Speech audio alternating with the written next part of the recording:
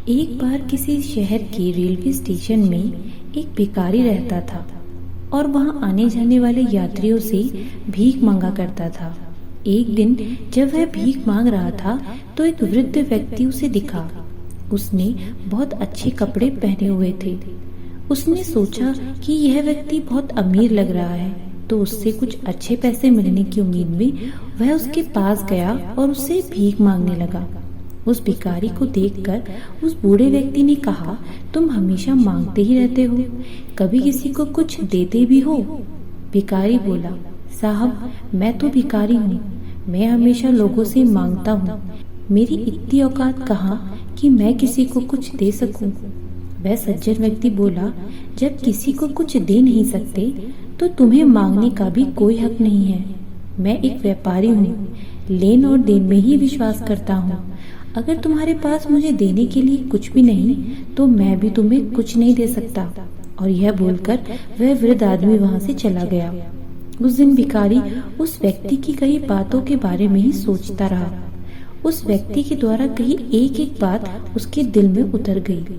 वह सोचने लगा, शायद लोग मुझे इतनी कम भीख इसीलिए देते हैं क्योंकि मैं बदले में उन्हें कुछ दे नहीं पाता। लेकिन मैं तो एक भिखारी हूँ, किसी को कुछ देने लायक मेरे पास है भी नहीं। पर यह भी सही है कि बिना कुछ दिए कब तक मैं ऐसे ही केवल मांगता रहूंगा। बहुत सोचने के बाद उस भिखारी ने निर्णय लिया कि जो भी व्यक्ति उसको भीख देगा उसके बदले वह जरूर उस व्यक्ति को कुछ न कुछ देगा। पर अब प्रश्न यह था कि जो खुद भिखारी है और दूसरों से मांगकर अपना पेट भरता है, वह किसी को क्या दे सकता है? इस बात को सोचते हुए उसने 2 दिन गुजार दिए, लेकिन प्रश्न का उत्तर नहीं मिला। तीसरे दिन जब स्टेशन पर वह बैठा हुआ था, तब उसकी नजर आसपास खिल रहे पौधों पर पड़ी, जिनमें बहुत ही सुंदर फूल खिल रहे थे। उसने सोचा, क्यों ना मैं लोगों को भीख के बदले कुछ फूल दे दिया करूं। और यह सोचकर उसने वहां से थोड़े फूल तोड़ लिए और रोज की तरह वह फिर से भीख मांगने पहुंच गया। जब कोई भी उसे भीख में कुछ देता तो उसके बदले वह उस व्यक्ति को फूल दे देता। उन फूलों को देख लोग खुश होकर उन्हें अपने पास रख लेते। अब भिखारी रोज फूल तोड़ता और भीख के बदले उन फूलों को लोगों में बांट देता। कुछ ही दिनों में उसे यह महसूस होने लगा कि अब उसे लोग अधिक भीख देने लगे हैं। वह स्टेशन के पास सभी फूलों को तोड़ लाता था। उसने यह महसूस किया कि जब तक उसके पास फूल रहते हैं तब तक उसे बहुत लोग भीख देते थे, लेकिन जब उसके पास फूल खत्म हो जाते थे तब लोग उसे भीख भी देना कम कर देते थे।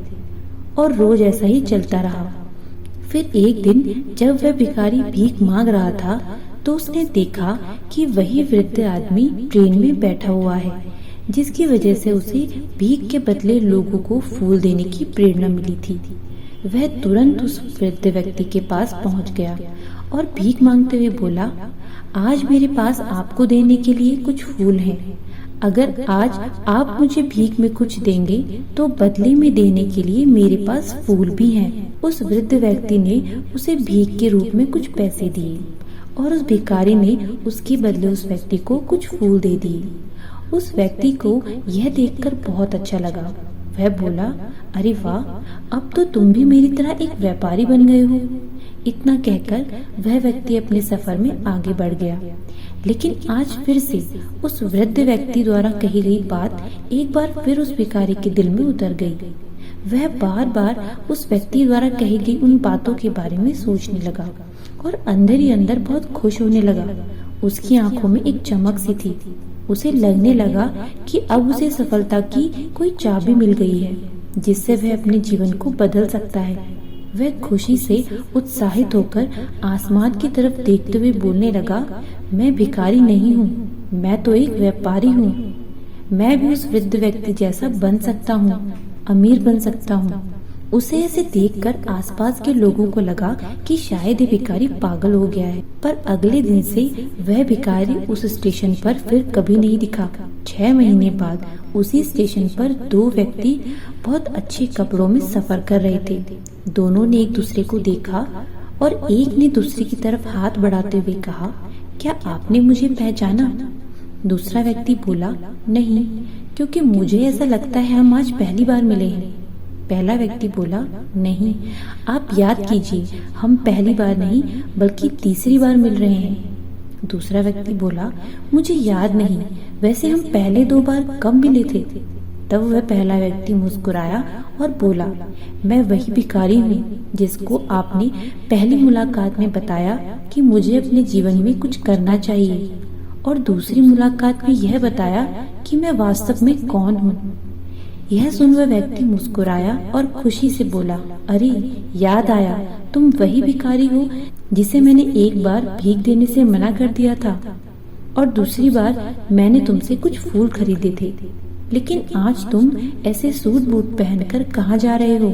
तब पहला व्यक्ति बोला, हाँ, मैं वही भिखारी हूँ, लेकिन आज मैं फूलों का एक व्यापारी हूँ और इसी व्यापार के काम से दूसरे शहर जा रहा हूँ। आपने मुझे पहली मुलाकात में जीवन का एक बहुत ही बड़ा नियम बताया, जिसपे हमें जीवन में तभी कुछ मिलता है जब हम कुछ दे सकते हैं, और यह मैंने बहुत अच्छी तरह महसूस कर लिया।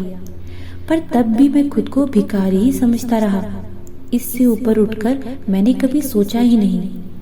लेकिन जब आपसे दूसरी मुलाकात हुई तब आपने मुझे बताया कि मैं एक व्यापारी बन चुका हूँ। अब मैं समझ चुका था कि वास्तव में मैं एक भिखारी नहीं, एक व्यापारी बन चुका हूँ। शायद मैं लोगों की नजरों में वह फूल बांटते बांटते एक छोटा व्यापारी बन चुका था, लेकिन अपनी नजरों में भिखारी ही था। आपके बताने पर मुझे समझ आया कि मैं एक छोटा व्यापारी हूँ। मैंने वह फूल बांटकर जो पैसे इकट्ठे किए थे उनसे बहुत से और फूल खरीदे, और ऐसा करते करते फूलों का व्यापारी बन गया। यहाँ के लोग फूल बहुत पसंद करते हैं और उनकी इस पसंद ने मुझे व्यापारी बना दिया। वह दोनों ऐसे ही आपस में बात करते करते अपने अपने सफर पर आगे बढ़ गए। दोस्तों, जैसे वह भिखारी अपना काम अच्छी तरह से करते हुए भी खुद को भिखारी ही मानता रहा, क्योंकि वह स्वयं को पहचान ही नहीं पाया। वह अपने आत्मसम्मान को जगा नहीं पाया, जिसकी वजह से उसकी सोच भी नहीं बदली। यह कहानी हमें यह सीख देती है कि यदि हम अपनी सोच बदल लें तो उससे कुछ भी हासिल किया जा सकता है। पर अगर हम खुद को हमेशा छोटा ही समझते रहेंगे तो कभी कुछ बड़ा नहीं कर पाएंगे। बड़ा बनने के लिए, कुछ बड़ा करने के लिए अपने विचारों को भी बदलना पड़ता है, कुछ बड़ा सोचना पड़ता है, तभी हम आगे बढ़ सकते हैं। प्रकृति का यही नियम है। आप भी इस नियम को सीखें, अपने आत्मसम्मान को जागृत कीजिए, अपनी सोच को बदलिए और उसे बड़ा बनाएं। ऐसा करने से आप पाएंगे कि आपका जीवन कितना बदल चुका है और आप बड़ी से बड़ी सफलता को भी हासिल कर सकेंगे।